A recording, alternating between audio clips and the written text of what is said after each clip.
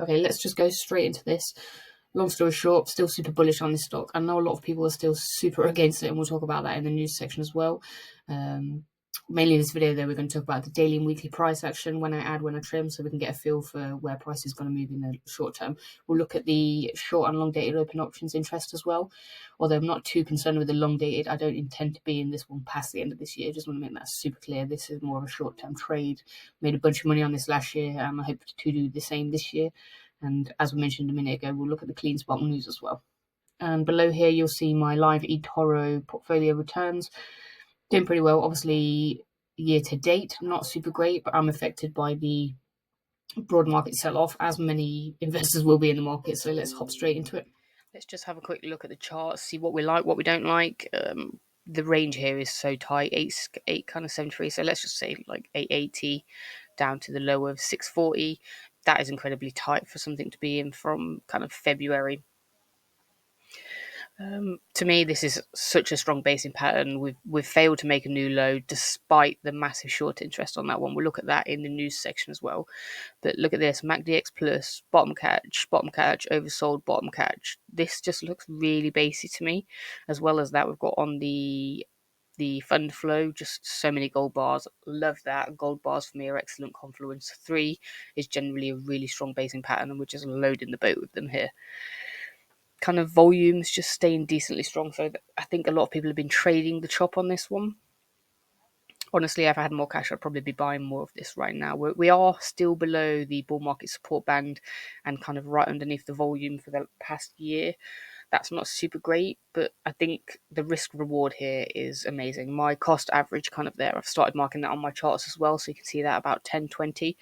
Would love for it to be lower, but again, there's been so many deals in the market. I'm running a little bit cash poor right now, so something to bear in mind. This bull market band does look like it's narrowing. Would love to see that cross again and start sloping upwards. That would be excellent. But mainly, I think we need to start getting above these volume spikes at kind of $8, and then again, there's this whopper at kind of 11.88. That one's going to be a tough one, and then again, it's this kind of 16.50 area. Those ones are going to be good, but the measured moves on this one, I'm now thinking about by $20 by kind of November. It's difficult to say. My initial price targets on this, I think I have them on the screen kind of to be out by $25 and $35. Now I think I'm going to be exiting my positions a little bit earlier than that, because I've been buying so much more stock that I can now afford to take out a little bit lower. So I think by the time we get to this $20 area, that one's going to be a tough one to break through. Historically, we've tapped that one a bunch of times and had that as resistance and support. So I think that one's going to be a good one to take off a lot of risk, especially as we start coming towards the end of the cycle. Now, that said, anyone that knows for sure what Bitcoin's going to do this cycle is probably just making it up. I don't know what it's going to do. I've got a rough idea of where I think it should go, but the parabolic stage of Bitcoin could be massive and it could be overhyped. I don't know. If it is super parabolic, these miners will come along for the ride. So I don't want to take all of my risk off until I know for sure the kind of the top of the cycle's in. So I'll probably have some of my stock for at least a while when that happens. But let's take a look at the weekly chart, see if we can see anything nice.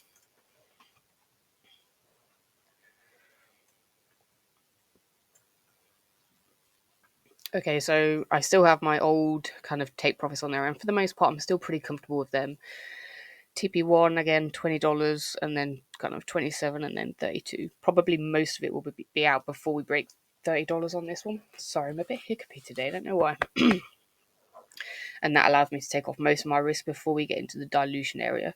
I don't know if many people remember, but during the part of the offering they had was basically to avoid dilution. So I think they're probably going to offer something else when it gets close to that. But that's something we have to wait to see. Obviously, the weekly MACDX Plus doesn't look as good. We have the def cross, but it hasn't really, what's the word? Expanded. It hasn't expanded to the degree that I'd be super worried about it. And this divergence here just looks great. So I think we're setting up for a really good push on this one. And with the short interest being so high, we could get a little bit squeezy. I don't think it's going to be a massive squeeze, but we should see some very nice moves on this one.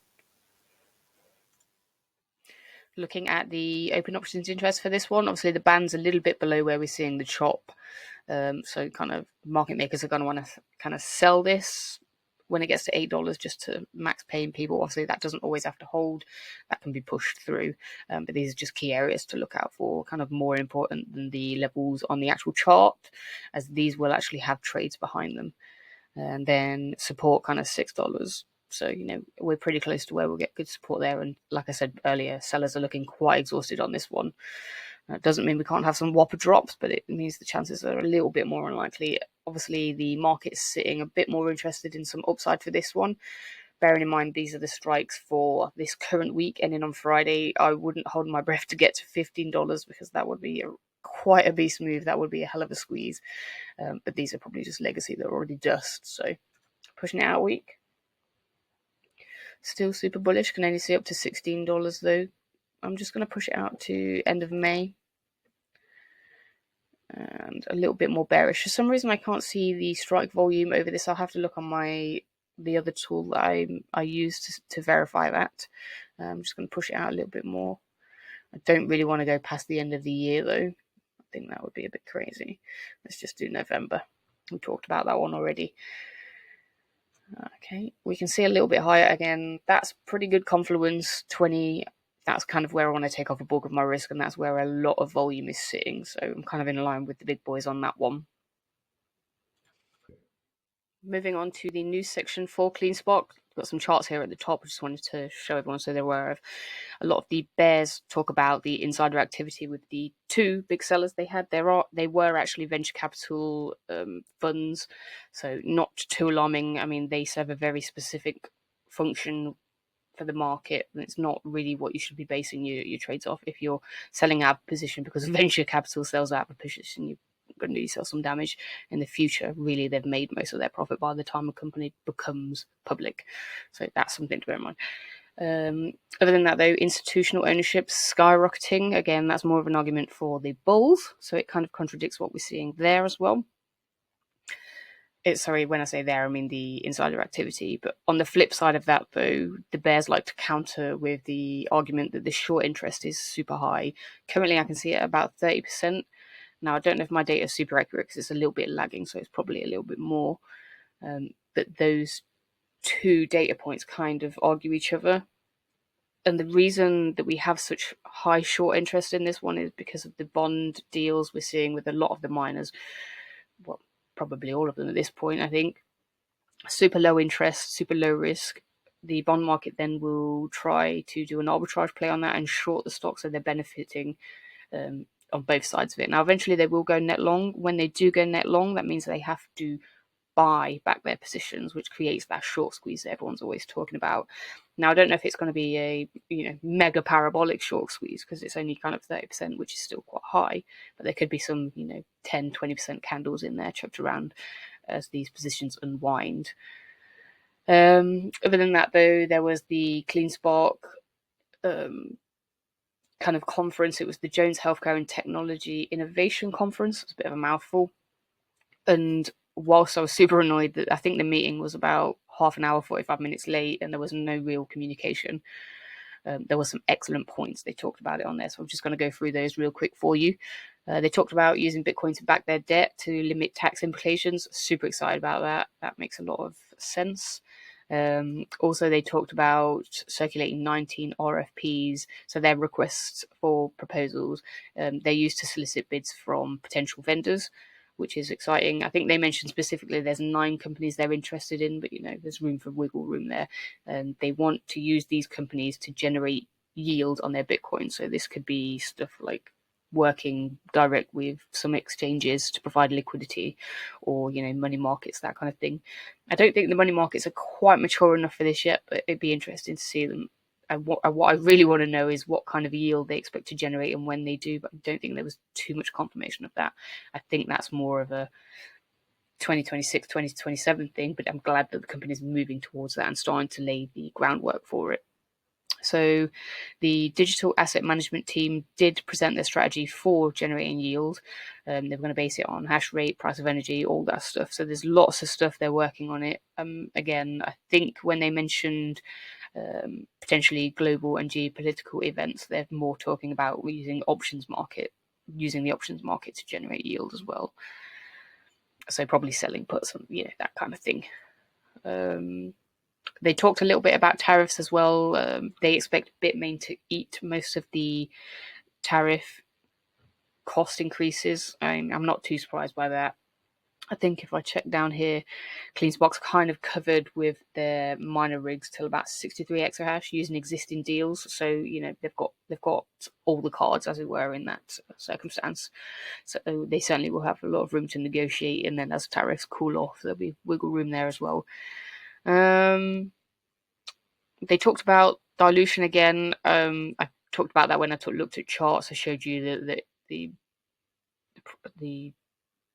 basically were dilution free until I think it was something like $30, but they reconfirmed that they're only interested in non-dilutive forms of growth. So again, we also mentioned that we expect some kind of offering to come further down the line, which is entirely likely. I don't think they've actually diluted since November, which was nice. So bears can't really argue that now, can they? Other fun things they kind of mentioned were that a lot of the growth is going to come from immersion cooling, so headcount's going to come down, better uptime and increased profitability, all that good stuff. Executing is top tier on this company. I don't know why everyone's so fearful of them.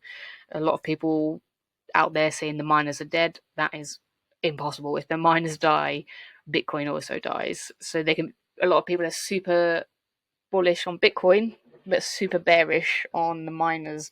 They're the heartbeat to Bitcoin. If you don't have miners, you can't have Bitcoin. So it doesn't make any sense, that argument.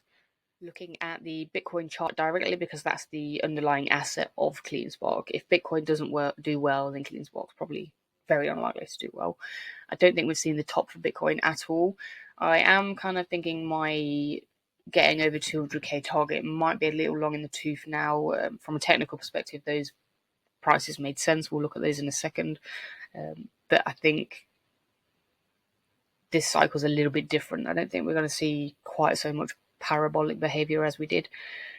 But I could be wrong. I'm happy to be wrong.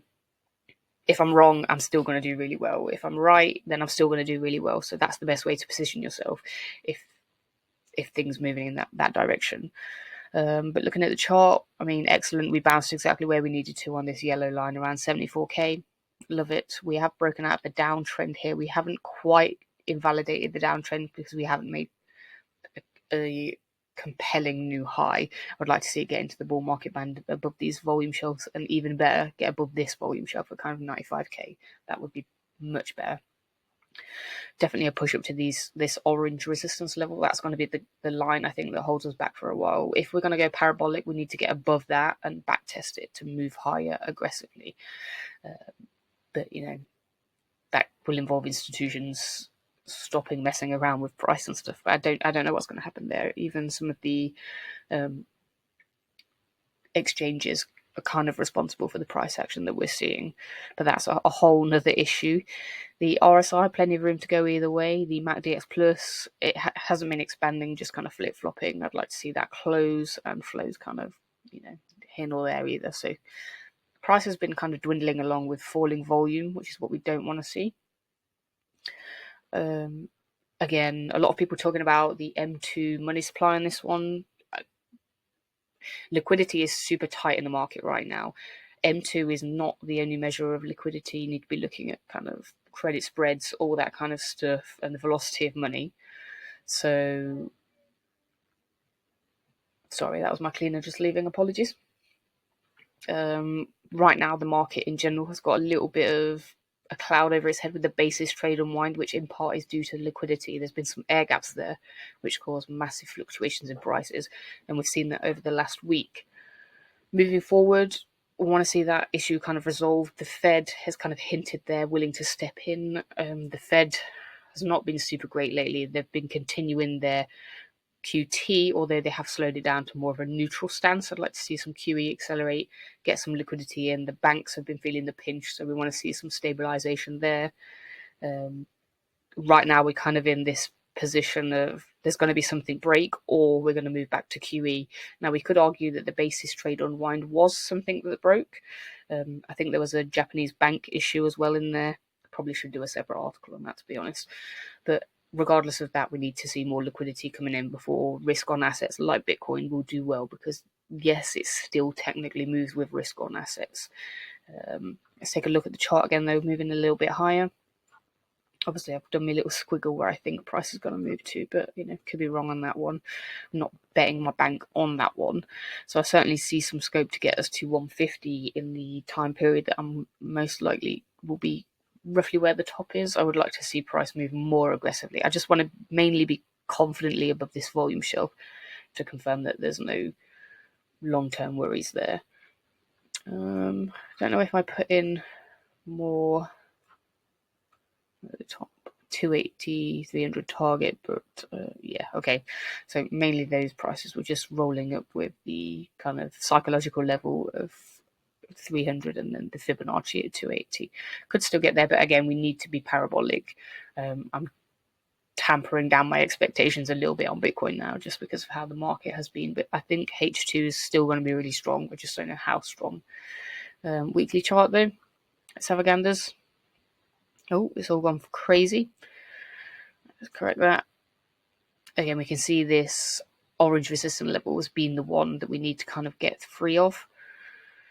I stretch this out a little bit.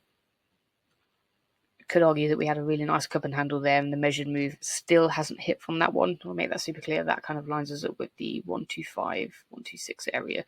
So I think a lot of people will be taking off some risk there. So watch out for that one as well when it comes. That's a wrap. If you enjoyed this content, give it a like, share with your mum, your nan, your dad, your dog, and I will see you tomorrow for Tesla Tuesday.